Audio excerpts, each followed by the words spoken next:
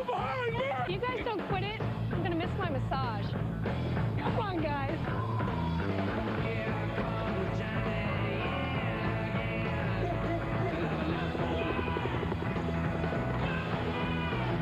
Somewhere between the glacier hiking, the dog sledding, the train tours, and the rock wall, it hits you. This is way more than a cruise. See for yourself at RoyalCaribbean.com and get out there.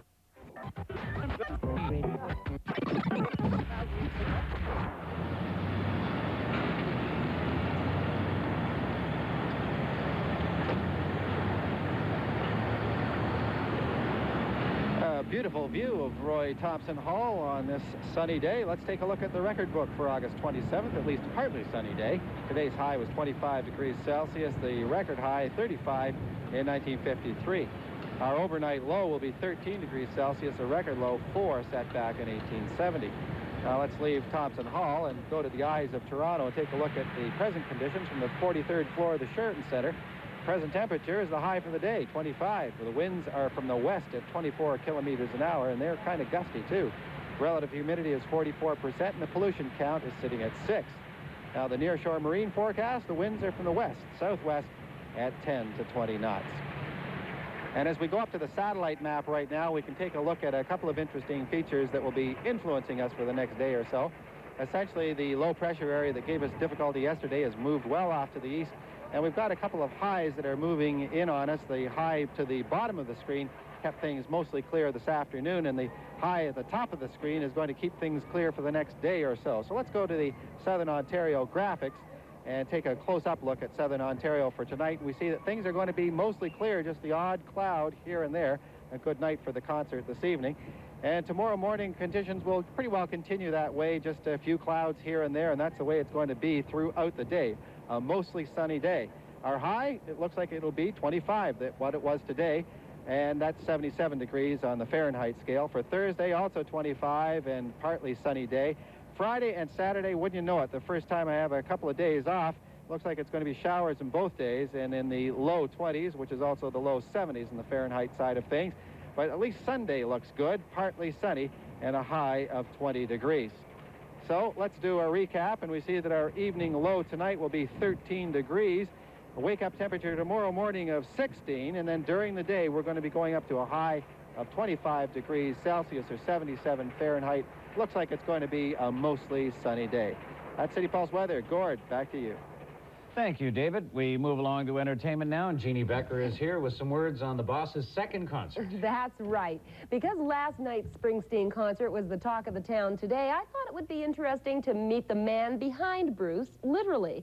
Max Weinberg has been drumming for Springsteen and the E Street Band since 1974. Besides the great music, I asked Max to try and explain the magic of the band. Well, I think we've got a great singer, and you always need a great singer. Well, we've been around a long time, you know, and that I guess, resonance of all those years shows up on stage when we play. You know, we have a history, and I think the history of Bruce and the E Street Band is something that touches people, moves them. So many bands come and go. We've always kind of hung in there.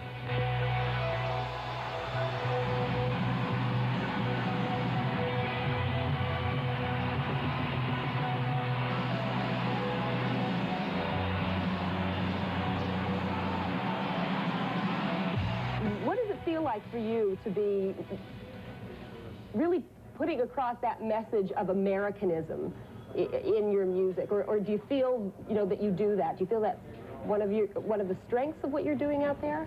Well, I think so. I think the message, if there is that message, is the responsibility of people to take responsible action for the people they're responsible for themselves, and for the place that they're from.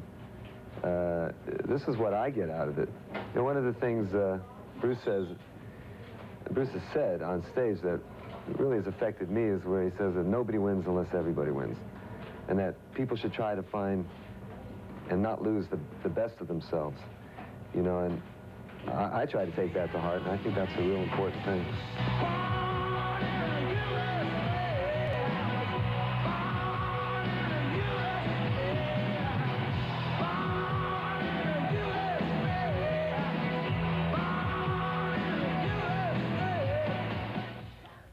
Although drumming for Springsteen takes up most of his time, Max Weinberg did manage to write a great book about some of the world's best rock drummers. It's called The Big Beat and is published by Beaver Books. The hit musical Evita opens tonight at the O'Keefe Center. In honor of the return of Evita, the Chelsea Inn hosted a Latin dance competition last night. The prizes included tickets to the show, soundtrack albums, and dinner for two. Evita is on at the O'Keefe through till September the 7th.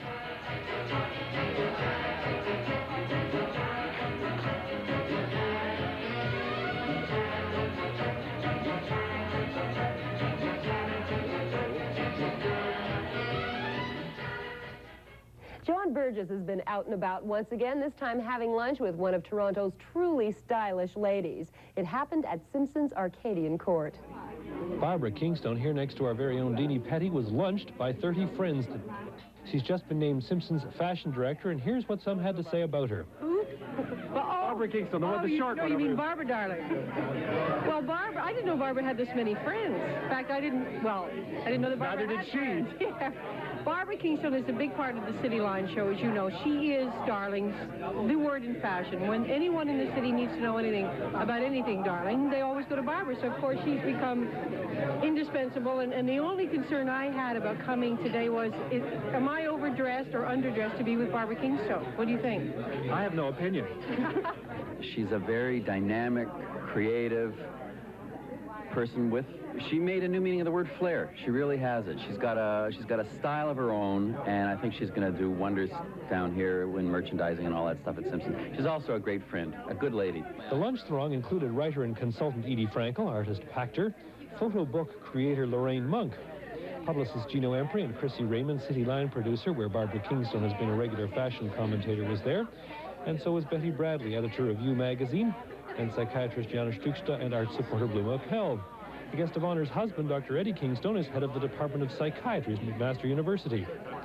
Broadcaster Sheila Schotten was there, and Sandy Rotman and stockbroker Larry Brenzel.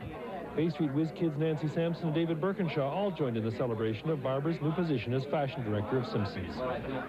And finally, the Mums, a theatrical troupe from L.A. who opened for a lot of rock groups, are currently performing at Toronto Workshop Productions in Toronto. But at 4 a.m. in the morning, one of the Mums had to have an emergency appendectomy. The show will go on, however, with 2 out of the 3 Mums.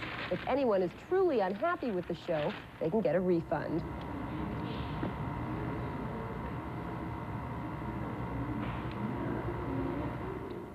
Weird stuff. You can see the Mums at TWP through till Sunday, and that's it for entertainment. What happens after he drinks a glass of water? Does it come out the sides? No, the razor blade starts to rust, and he dies of some other weird cause. Thank you, Jeannie. We're standing by for the Dodger in sports coming up.